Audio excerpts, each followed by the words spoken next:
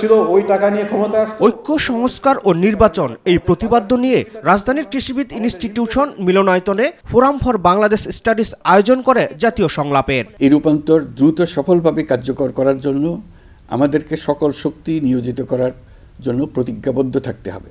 উদ্বোধনী পর্বে ভিডিও বার্তায় দেশের সংস্কার এবং নির্বাচনের প্রস্তুতি একই সাথে চলবে বলে জানান অন্তর্বর্তী সরকারের প্রধান উপদেষ্টা ডক্টর মোহাম্মদ ইউনূস। সংস্কার বিষয়ে আমাদের মধ্যে ঐকমত্য প্রয়োজন, এর কোনো বিকল্প নাই।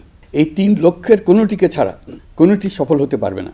ঐক্যবিহীন সংস্কার কিংবা সংস্কারবিহীন নির্বাচন বাংলাদেশকে এগিয়ে নিতে পারবে না। আগামী জানুয়ারি মাসে সংস্কারের জন্য গঠিত কমিশনগুলো প্রতিবেদন জমা দেবে আশা প্রকাশ করে তিনি বলেন, দ্রুত একটা ঐক্যমত প্রতিষ্ঠিত করে সংস্কারের কাজগুলো করে ফেলতে চাই। সংস্কারের যে মহান দায়িত্ব ঐতিহাসিক কারণে আমাদের কাছে এসে গেছে, এই দায়িত্ব আমাদের প্রত্যেককে, প্রতি নাগরিককে, রাজনৈতিক দলকে, প্রতিটি সামাজিক, অর্থনৈতিক, ব্যবসায়িক এবং ধর্মীয় জনগোষ্ঠীর প্রত্যেককে দৃঢ়তার সঙ্গে সংস্কারের মহাযজ্ঞে আনন্দের সঙ্গে ঝাঁপিয়ে পড়তে হবে। ন্যায়ভিত্তিক সমাজ নির্মাণ ছাড়া জুলাইয়ের শহীদদের আত্মদান অর্থবহ হতে পারে না বলেও মন্তব্য করেন প্রধান উপদেষ্টা। ন্যায়ভিত্তিক সমাজ নির্মাণ ছাড়া জুলাইয়ের শহীদদের আত্মদান অর্থবহ হতে পারে না। ফেসিবাদ বাংলাদেশকে আদর্শভিত্তিক সকল রকমের লক্ষ্য থেকে বিচ্যুত করে গভীর অন্ধকারের দিকে আমাদেরকে নিয়ে গিয়েছিল।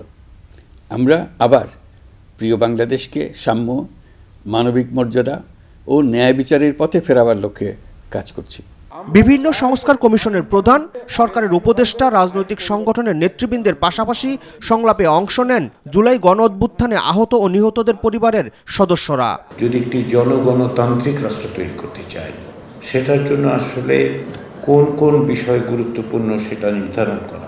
আমরা বুদ্ধিজীবী, আমরা বিভিন্ন কমিশনে বসে দলিল লিখছি, প্রস্তাবনা লিখছি সংস্কারের, কারণ রাকিব হাসান, মাইটিভি, ঢাকা। স্ট্রাকচারগুলো তারা আগের মতোই কাজ করছে।